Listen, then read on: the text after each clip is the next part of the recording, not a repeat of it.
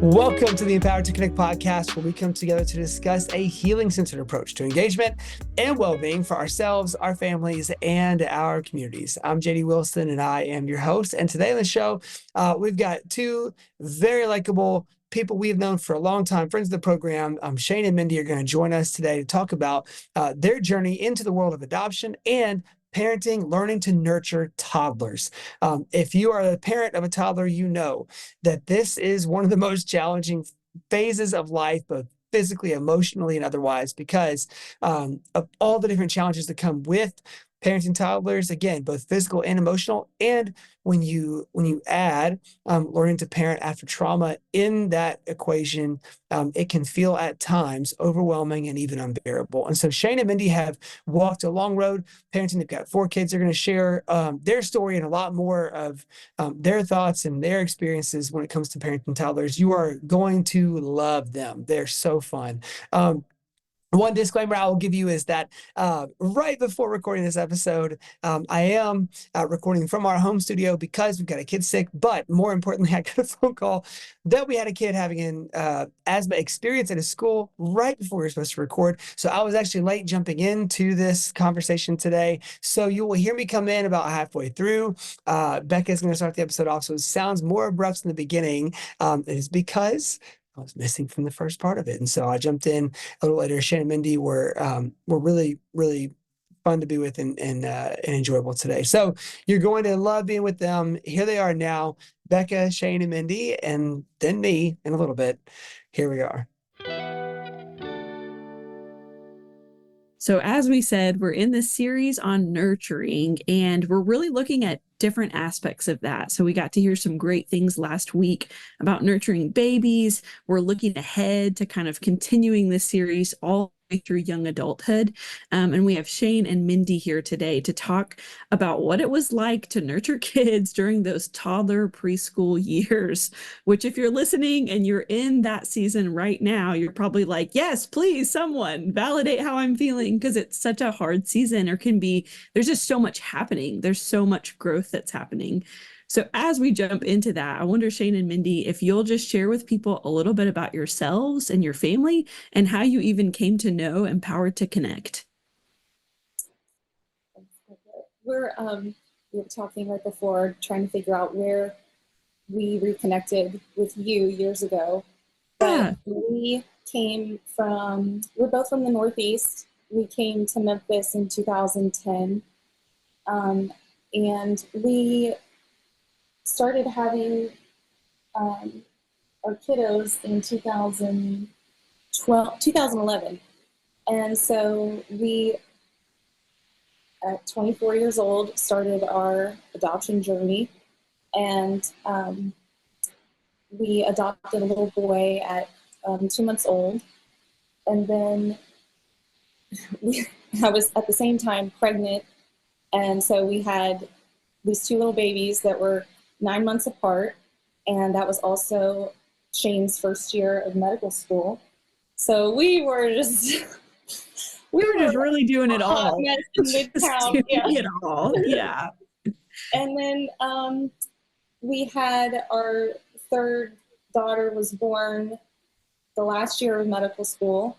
And then we moved back to the Northeast for residency, and the last year of residency, our son was born in 2020, and we came across MFCC in 2016. So our oldest was 3, and I'd just given birth to our third kiddo, and we were having a really hard time. And I had a group of mom friends that we would get together, and I would just be crying, just so desperate, and, just sharing with them what was going on and how we were having such a hard time. And one of the mom friends said, "Have you guys heard of MFCC?" And she gave me Tana and Mo's number, and so we jumped in. We were doing the 8-week parenting class. We started counseling there. Our oldest started therapy there. So it was like everything all at once. And we were kind of joking before we hit record today of just like how much they don't prepare you for when you're going through the adoption process. So I wonder if you can even remember, I'd be curious, Shane, if you think back to like you were 23, 24, you're starting medical school, you're going through this process. Do you remember what you thought it would be like? Or like kind of what did you have in mind? Oh yeah. I'll try not to talk for an hour straight without breathing. Yeah, so we had a very idealized picture in our mind of make yourself available for adoption and everything will work out great. It's the right thing to do, so it'll work out great. Which a big part of me still feels like from a society level, it is like totally the right, loving, kind, like thing to do. And I fully, like wholeheartedly believe in it.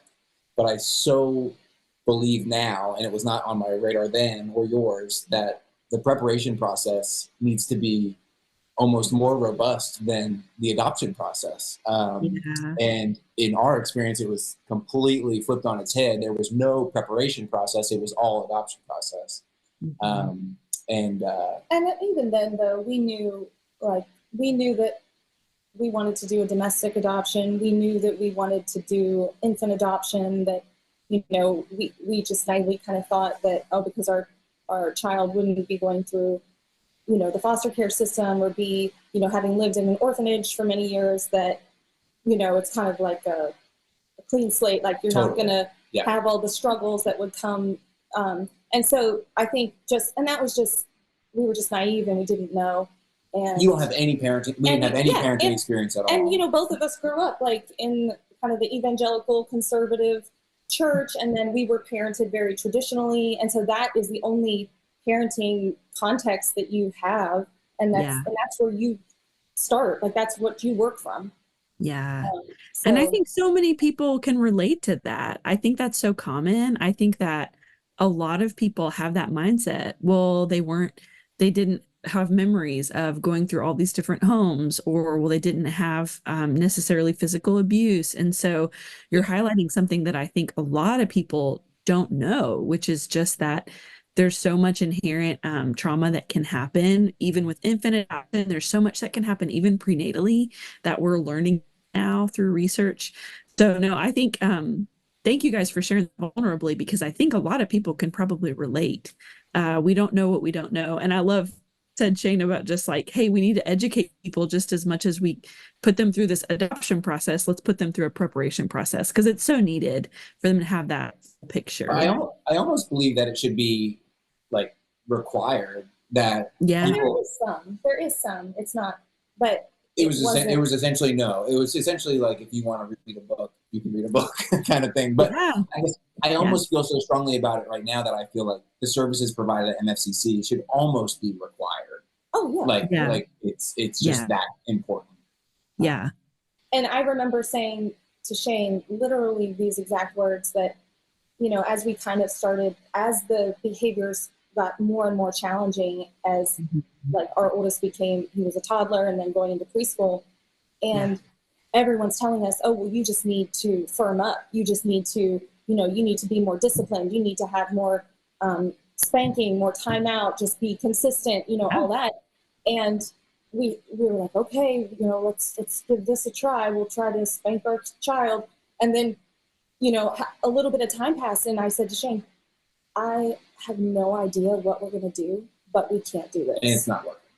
And it was like, we had nothing, we had no idea what to do, but whatever it was, it wasn't going to be that. It was just like having the complete opposite effect of what it was supposed to do. And, like, this isn't going to work.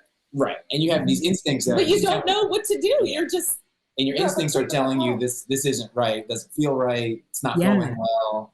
Something is missing.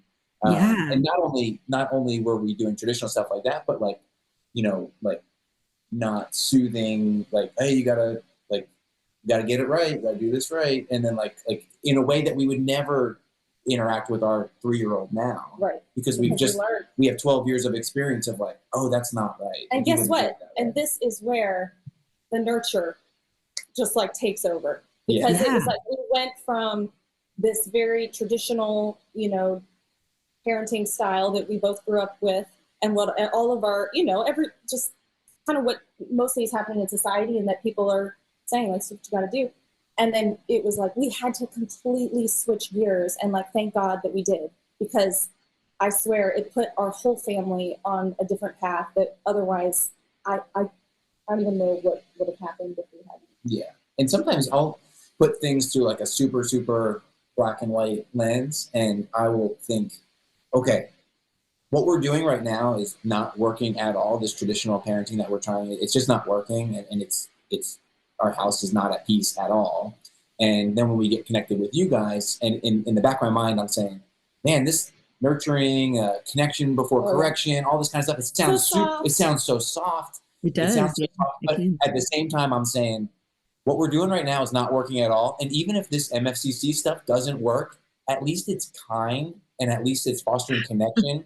And if your kids are going to be bozos one way or the other, you want to be like, have a loving connection with them. So like, even if it doesn't work, it's still the right thing it just feels right. I really appreciate the perspective of like getting on board, not knowing if it's going to work, because then I think what happens when you get into this kind of new mindset that we talk about, the empowered to connect, like balancing nurture and structure, connecting before correcting. When you get into that, so much of it is about changing your mindset about what is it works. 100%. Yeah.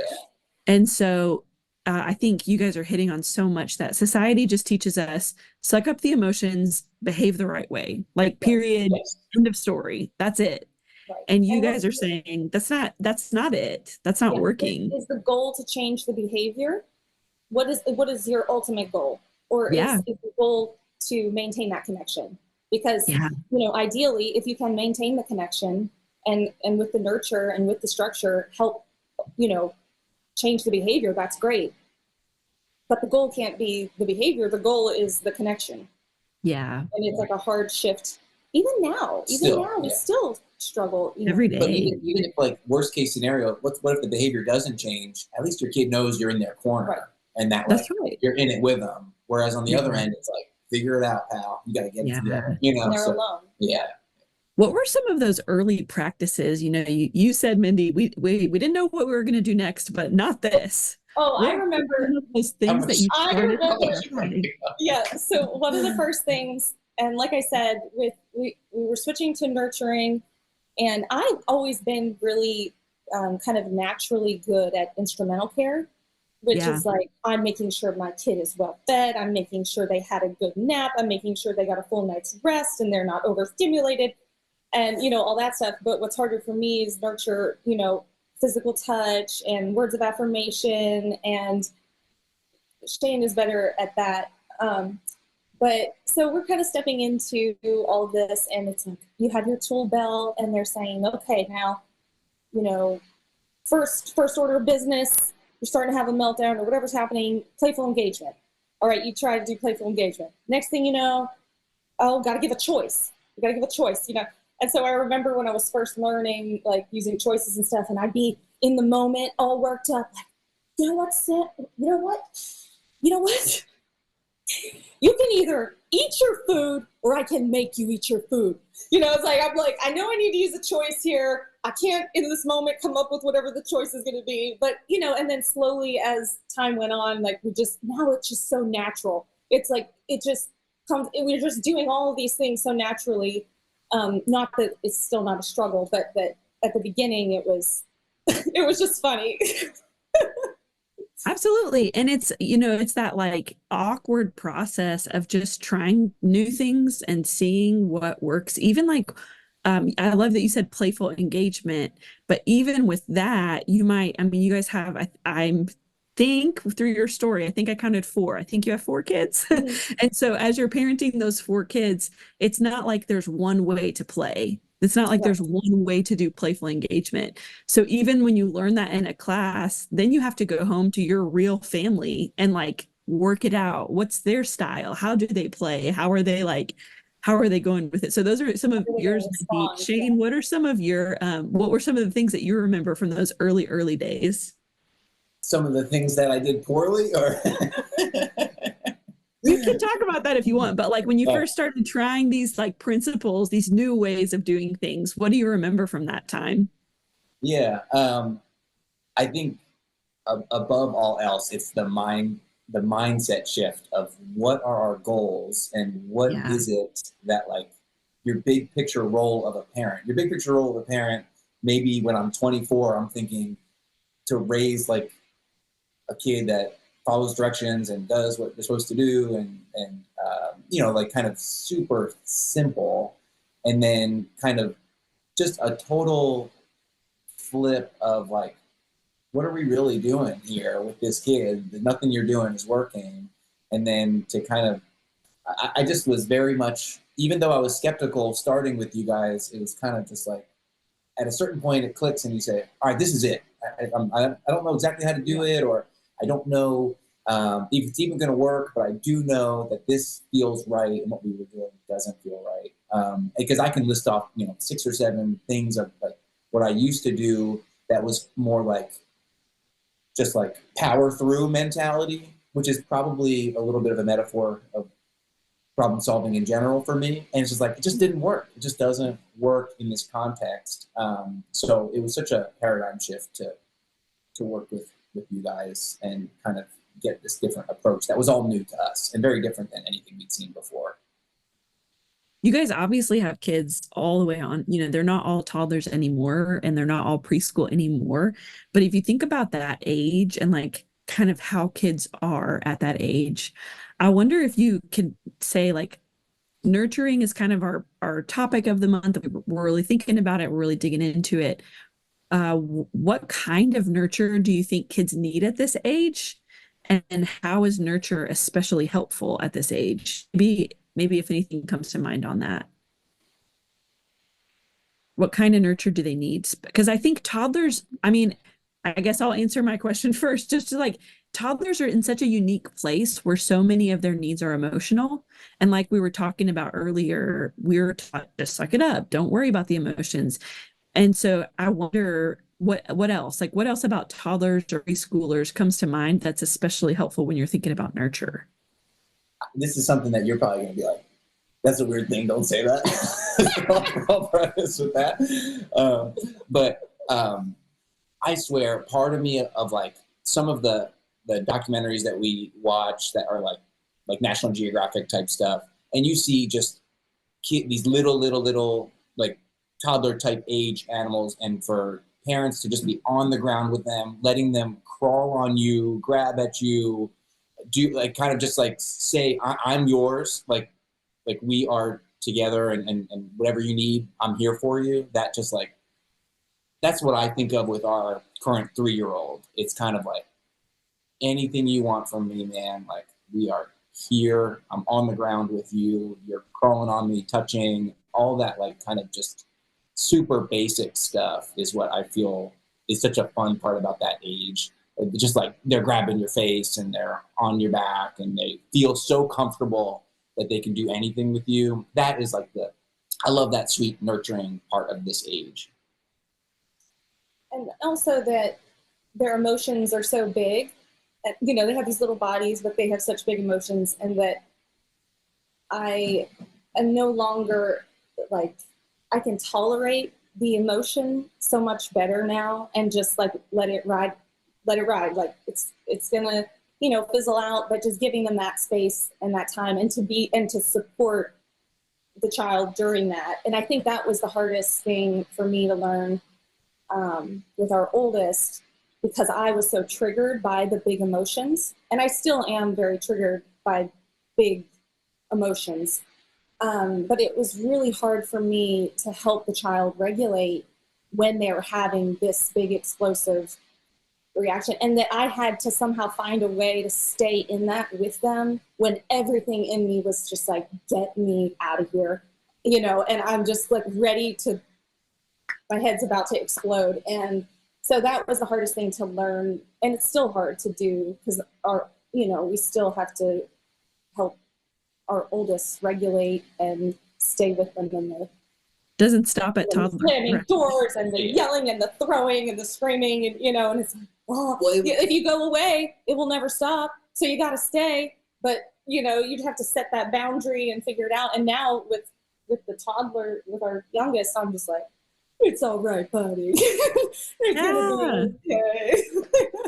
But also that's a uniquely difficult situation when we think about, going back in time. Not only are we don't have parenting experience, we don't have life experience, and we're dealing with, like, in a perfect world, maybe you raise 3 more typical biological kids, and then maybe you have more difficulty or struggle with your youngest, and you're more prepared because you've been through it, and you're like 10 years older and you have all that. But we're 24. We have a kid who, when he's struggling, when he is hurt, when he's emotionally out of control, you are saying, hey man, I got you, come here, and he's hitting you, punching you in the face, and you're kind of just like, ooh, I don't have the tool set for this at all. Whereas with our youngest now, if he's hurt, he's running to you for a hug, and it's much more like you don't need it's natural. It's more natural. You don't need a deep toolkit to handle that. It's like, yeah, man, I'm sorry you got hurt, baby. I'm gonna give you a kiss and hug you, and we're good. But when you are dealing with, like, the other scenario where it's you try to nurture in that moment of hurt, and they're swinging at you, and you're kind of just like, I can't do it. I'm not doing I got nothing for this. It's tough. Oh, JD, I think you're muted. Oh, JD. He's been muted the whole time.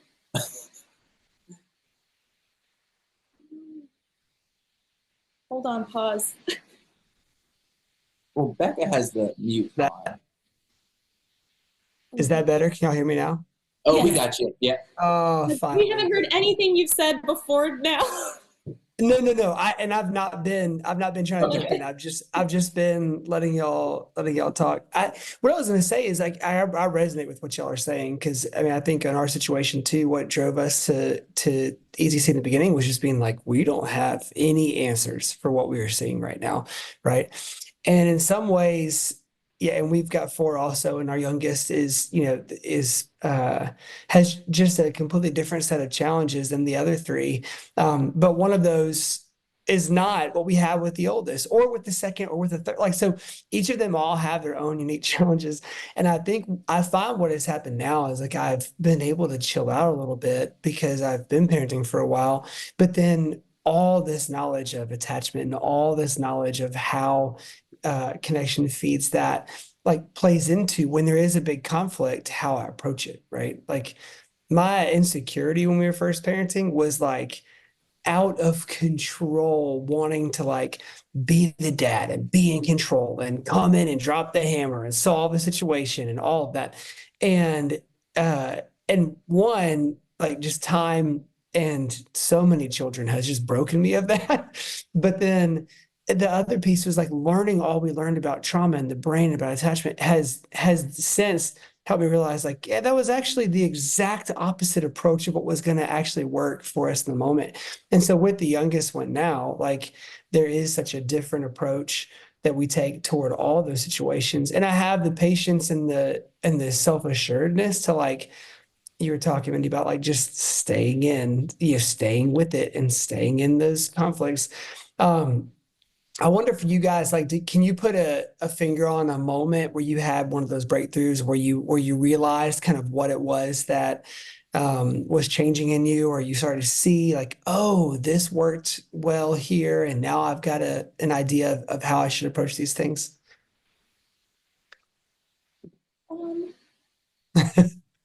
There's so many. I think for me, maybe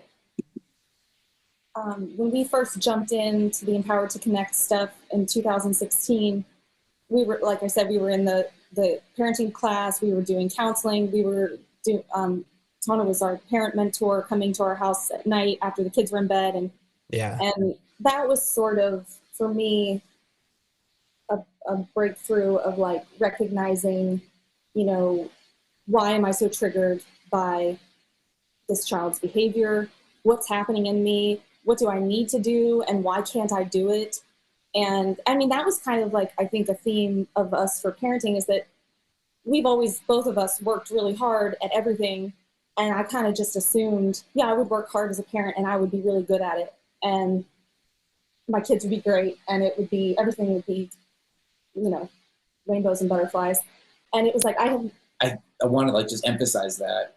And I know it kind of sounds like a doofus thing to say, but like we have had like very charmed lives and have a lot of gratitude for our lives. And Sure. we have excelled at everything. And then you get to this point and you're like, oh my gosh, I'm bad at this. Right. And it's not going right. But Yeah. it's your every waking moment of your life. And so it's like, I have never worked harder at anything than I have at parenting.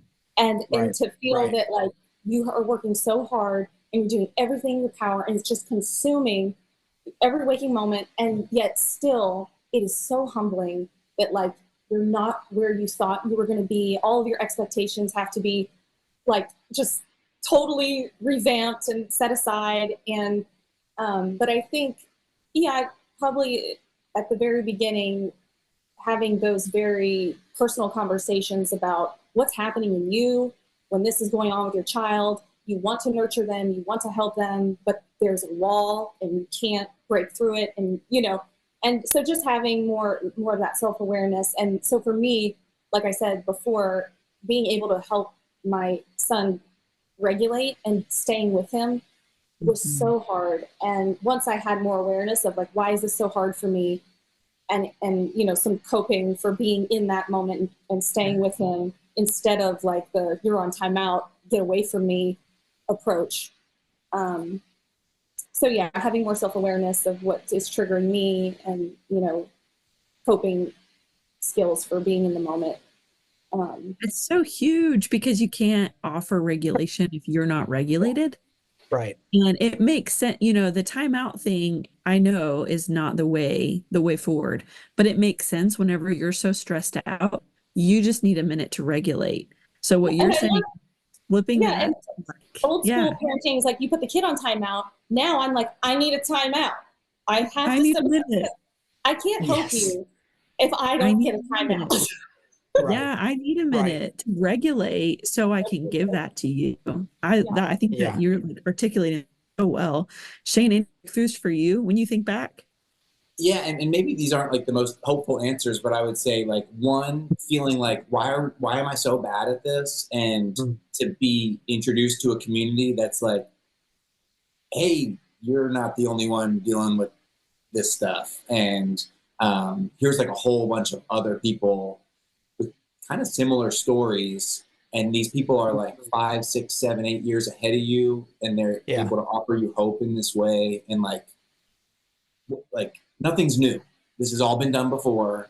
Yeah. We are, 10 years ahead of you and we can kind of help you through that. So that was like really helpful. And then the other thing kind of being like, it's not even really a breakthrough, but more of like a mindset thing of like, hey, maybe you're not going to get behavioral changes. Maybe you're not going to get like, maybe it's really just like what's going on in me that's going to change. And maybe the kids don't change and they just are what they are. Yeah. But what are you going to do in response to that? And what is your overall approach going to be? And that probably extends outside of parenting as far as just like how your demeanor and what you bring to your interactions. But like that was the biggest thing for me with this whole journey is kind of like, what are you doing, dude? It's very easy to say, this kid's killing me, they're not doing right, why can't they get it together? And it's kind of like, all right, well, that's kind of a little bit outside of one thing I've learned is like, you're not going to fix all that. So like, what are you bringing to it? So that was a big breakthrough for me personally to kind of better understand where I'm coming from. And I've always been so grateful to Min because I would say, even though I went to the classes and did the counseling, she has always been more diligent with like maybe the more academic side of things and kind of reading the books and then saying, hey, I need you to read this part of this, or I need you to read that part of that.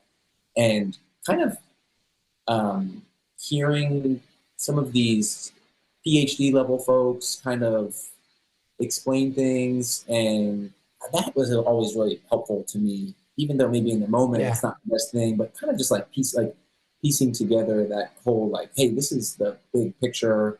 We've researched a lot on this, and this is kind of what the most recent literature supports. Kind of get with it, dude. And that was always helpful to me too. And those were books from you guys. Those were generally books that were recommended through the coursework, I would say. And thinking of a moment with my oldest, when we started to switch parenting ways and we started focusing more on the nurture and all that, probably a year in, I probably wrote this down in a journal somewhere, and I wish I could remember the exact context of how it happened, but he was little. He was probably four, little, 4 or 5. And something was going on, and I was standing in the kitchen, and it was, I don't know what he did or what it was, but it was a nurture moment where I just met the need that I saw kind of intuitively. And he came over to me and just kind of leaned against me and said, "Mom, how did you know me?" And it was like this moment where it was like he was so little, and the way that he said it, it was just like he felt known and he felt seen by this simple thing that I did, because it was like, I wish I could remember exactly what it was, because it was so not a big deal. But he just leaned up against me and said, "Mom, how did you know me?"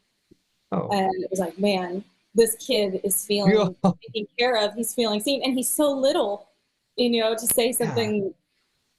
It was just, and that moment to me, all right, we're on the right track. We're gonna make it. Yeah.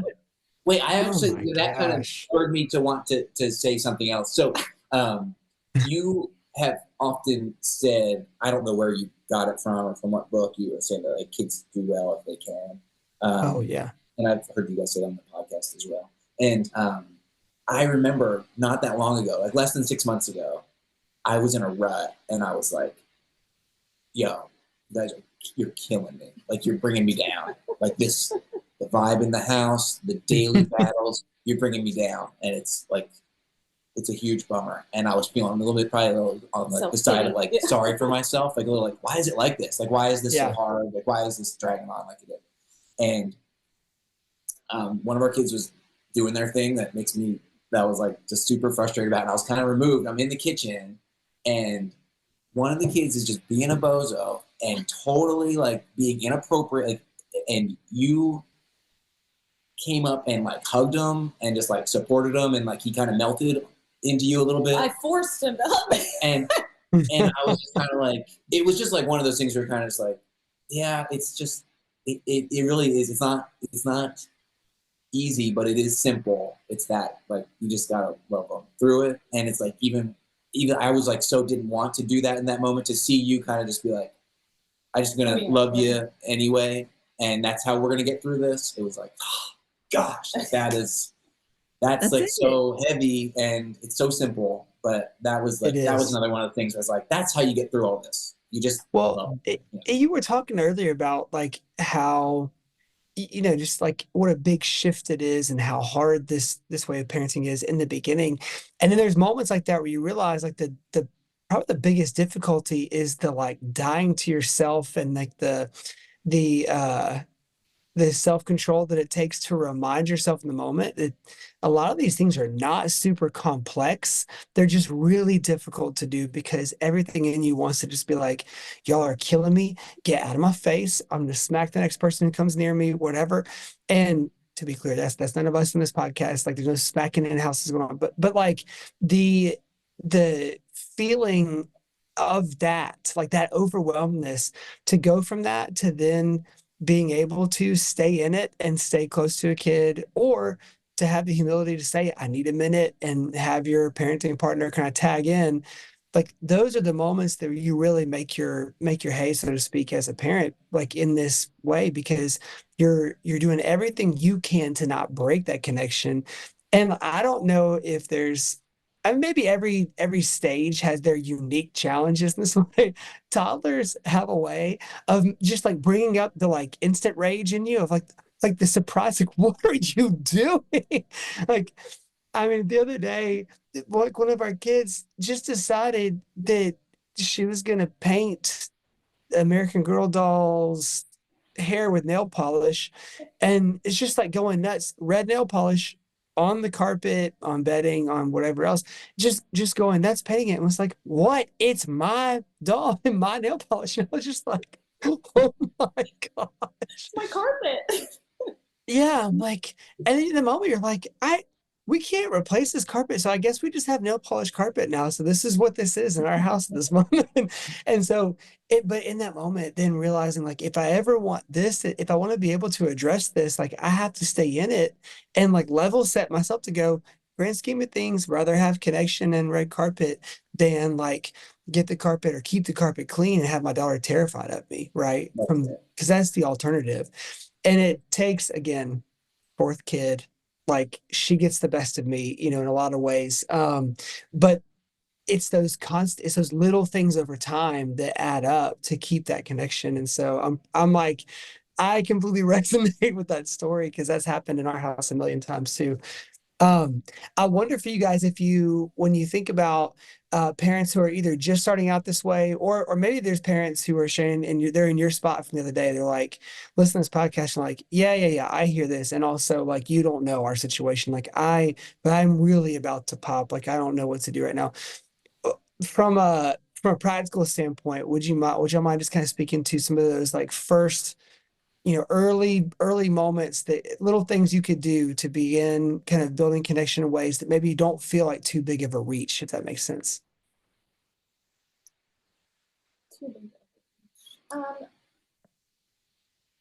I would say play is got to be the top, especially for that toddler preschool age. Yeah. There was a time with my oldest where I did, it was called PCIT. It's play therapy where they teach the parent how to let the child lead the play. And I don't know, it was so long ago, but I think play has got to be the most important. And like for that age, you're just bonding and you're kind of letting them direct it. You're not, so. Time consuming. Yeah. and Sure. kind of maybe it could be logistically, because it's like in our situation, 2 babies and then Med school. I'm gone I mean, we haven't even talked about that. And Yeah. Chase were in med school and we had the 2 babies. I was not trying to playfully engage anybody. And also it can just be a part of how you do your everyday things that you have to do. It's how you are when you're making dinner. It's how you are when you're giving them a bath. It's how you are when you're getting dressed and changing their diaper.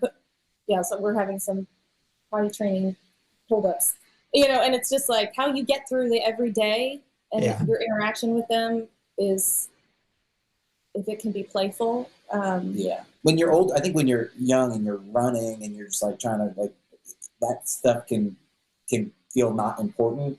And now it's kind of like, as you're older, you're raising your last one, you're kind of like, I am going to gladly make this bedtime take 25 minutes. I'm going to gladly play with you.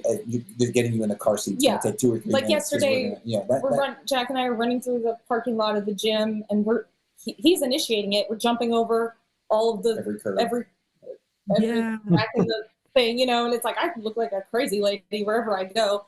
But I think also thinking about what I have been trying to work on is knowing what parts of nurture come naturally to me and which ones don't, and trying to just be more like, I have to put forth greater effort to get physical affection because my natural thing is just, I'm like, I had this one big blow up with my daughter. We were actually in Disney World and I'm like doing all this stuff. She was going through a really hard time and we went to Disney World during that very difficult time. And I'm doing all this stuff for her. And I'm like literally very consumed by her struggles at this point. And she had brought her homework with her and we were trying, I said, let me sit down and help you get some of this knocked out so you don't get super overwhelmed when we go back on whatever, 2 days and you go to school. And she's just like so upset with me and just saying how like I don't love her and I don't, like value her the way I do this other kid and blah, blah, blah. And I said to Shane, I'm like, man, I'm saying to her, I am doing this right now with you to show you love. Like this is me showing you nurture and care and love and you're not feeling it at all. And I called Shane that night and I was like, we just had a major blow up. And I said, but I'm showing her love and we're doing all these things, but she's not feeling it, we have to change the way we're showing her love. Like we have to focus on these other things so that she feels that nurture and that care and that love from us, because it's not resonating with her. It's really good. So yeah, just knowing which parts come naturally to you and which ones you have to work harder at. And that time Mindy, period was known as Hug the Cactus. Hug the right? Cactus. That was the Hug the Cactus Yeah. time period. Oh, I like then, that analogy. And also, thinking about the younger kids, one of the things that we got with you guys was, for some of these sensory seeking kids was to kind of like be not your regular physical with them, but even just like over and above, going out of your way to be pushing, squeezing arms, squeezing feet and hands. Yes. And I'm doing this when the kid's little, and I'm like, man, I feel like Shane's still doing this like all day long. I'm like, I feel like such an idiot. What am I doing here? And he's so young, he's not really articulating whether he appreciates it or not. And now we're 10 years later, we're like on the cusp of junior high, and I'm squeezing arms at his request all the time, because it was like, that sensory input. He knows like, hey, I need this. I get this from you.